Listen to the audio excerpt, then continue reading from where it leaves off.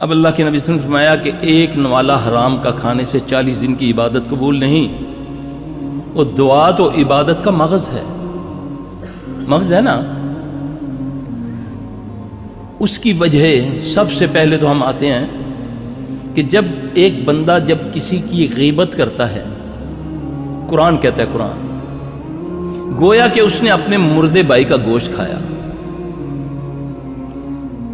ایک انسان، ایک مردار اور ایک بھائی، یعنی کہ 3 قسم کا ہائی کوالٹی کا حرام کھا کے میں اس کے بعد دعائیں مانگوں، غیبت کروں اور پھر دعائیں مانگوں۔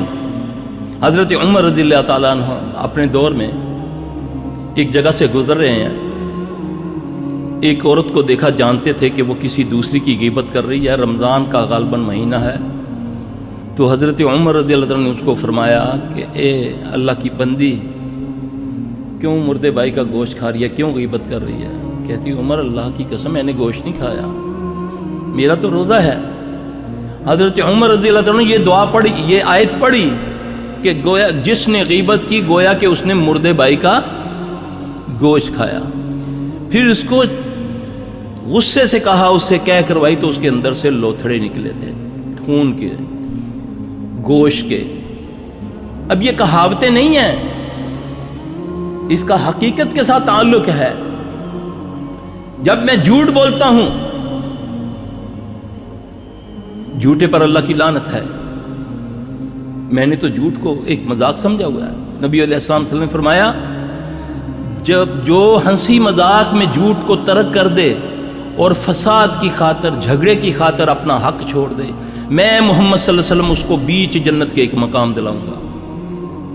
آج ہم 10 روپے کی خاطر قسمیں اٹھا لیتے ہیں، چھوٹے سے کام کے لیے اللہ کو حاضر ناظر کر لیتے ہیں، نعوذ باللہ۔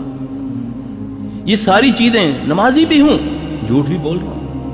ان صلاۃ تنہا عن الفحشاء والمنکر، بے شک نماز بے حیائی اور برے کاموں سے روکتی ہے، یہ بھی اللہ کہہ رہا ہے۔ اللہ فرما رہے ہیں کہ بے شک نماز بے حیائی اور برے کاموں سے روکتی ہے۔ بے حیائی کیا ہے؟ ایک میری اپنی بنائی ہوئی بے حیائی ہے کہ دوسرا کسی کو دیکھے تو بے حیا ہے، دیکھو اپنی آنکھوں کا خیال نہیں کرتا۔ میں گھر میں بیٹھا بیوی، بیٹی، نانی، دادی جو بھی ہے اس کے ساتھ بیٹھ کر میں فلم گانا دیکھ رہا ہوں، میری بیٹی بھی اس کو دیکھ رہی ہے، میری بیوی بھی دیکھ رہی ہے، یہ حیا ہے یا بے حیائی ہے؟